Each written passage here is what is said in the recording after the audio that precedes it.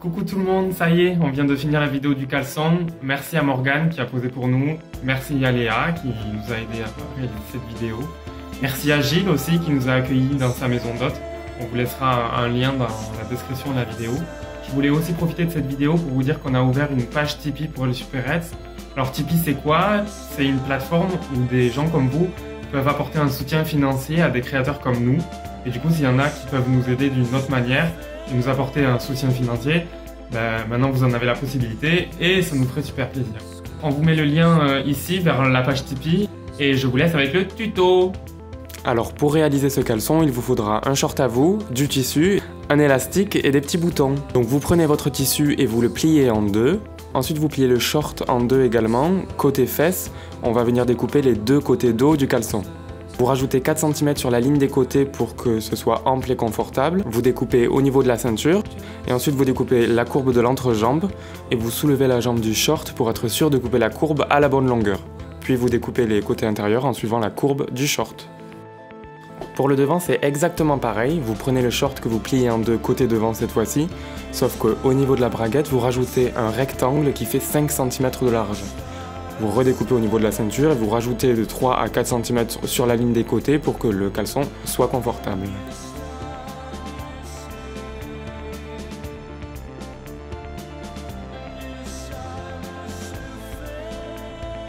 Alors on commence par assembler les deux devants parce que c'est le plus compliqué. Vous les superposez endroit contre endroit et vous venez coudre la petite courbe en faisant attention de faire votre point d'arrêt 1 cm au-delà. On vous montre en image qu'est-ce que ça veut dire parce que c'est un petit peu compliqué à comprendre. Ensuite on vient marquer au fer le prolongement de cette couture. Ça va nous servir de repère. On déplie nos deux devants de notre caleçon l'envers face à nous et on vient former un petit ourlet sur le long de la languette du dessus. On peut marquer au fer, on pique avec des épingles pour que ça tienne bien et on passe ce petit ourlet sous la machine. Et ensuite on vient faire la même chose sur la languette du dessous, on crée un ourlet mais cette fois-ci vers l'intérieur. Et il faut faire en sorte que l'ourlet de la languette du dessous dépasse de quelques millimètres de la languette du dessus. Ça facilitera l'assemblage et on vous montre pourquoi dans quelques secondes. Vous épinglez l'ourlet de la languette inférieure, vous piquez nervure le long de cet ourlet et en bas de sorte à rejoindre la petite couture de la courbe qu'on a fait au début du tuto.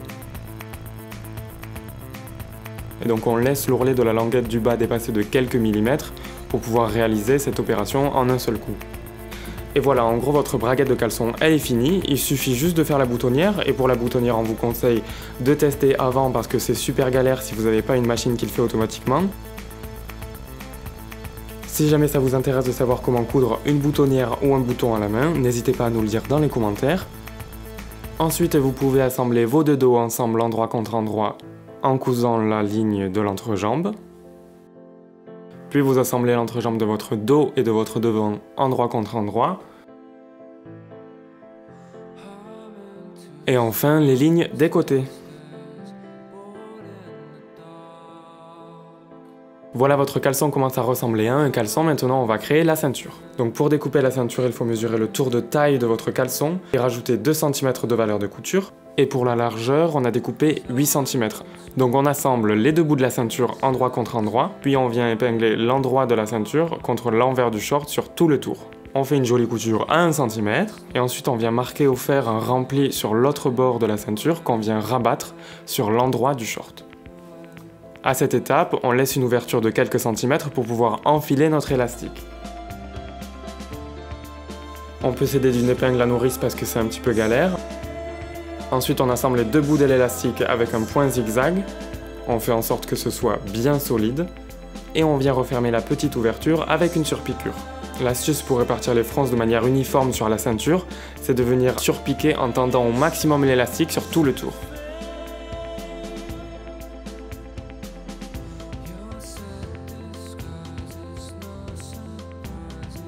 Et on finit les jambes avec un petit ourlet et votre magnifique caleçon est terminé.